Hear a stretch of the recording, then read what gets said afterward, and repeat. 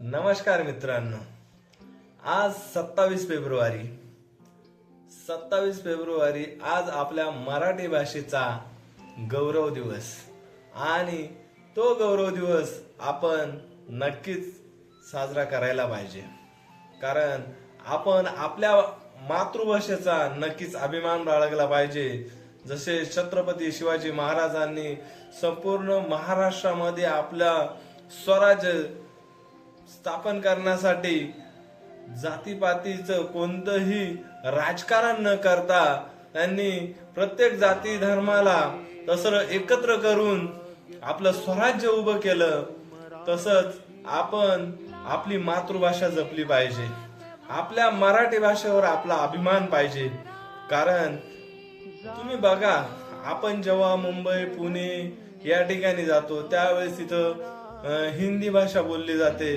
पण आपण जेव्हा बाहेर गेलो ना, आपण स्वतःहून मराठी भाषेत विचारला पाहिजे. पत्ता जर कोणाला विचारायचा असेल तर आपण मराठी भाषेतच विचारायला पाहिजे. समोरच्याला जर समजा क्वचित त्या माणसाला जर समजा मराठी भाषा जमत नसेल तर त्यावेळेस ठीक आहे, त्या वेळेपुरती जर आपण हिंदी भाषा बोलली तर काहीच हरकत नाही. पण आज आपण सुरुवात केली तरच आपलं पाहून कोणीतरी सुरुवात करणार आहे.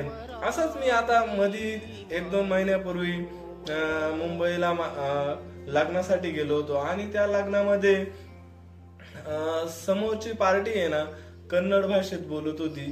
आणि कन्नड भाषेत बोलत असताना मला माझे मित्र जे फोटोग्राफर होते त्या मित्रांनी असं सांगितलं की तुम्ही हिंदीमध्ये बोला, त्यांना समजणार नाही.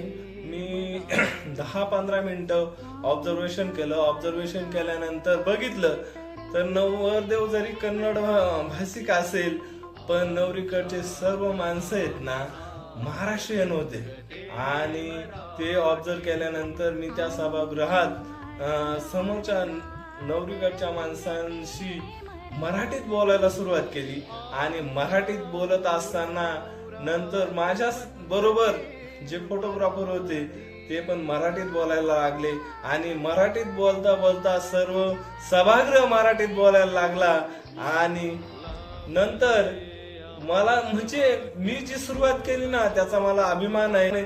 सगळे मुंबई पुण्याकडे गेले ना आपल्याला जर आपली भाषेवरून ओळखता का हा माणूस गावाकडनं आलाय, जाऊ द्या ना, बोलू द्यात, त्या माणसांना बोलू द्यात. हा गावाकडचा आहे ना, हो गावाकडचा आहे, नक्कीच गावाकडचा आहे. आणि गावाकडच्या माणसाचा खरोखर अभिमान बाळगला पाहिजे. धन्यवाद. जय हिंद, जय महाराष्ट्र, जय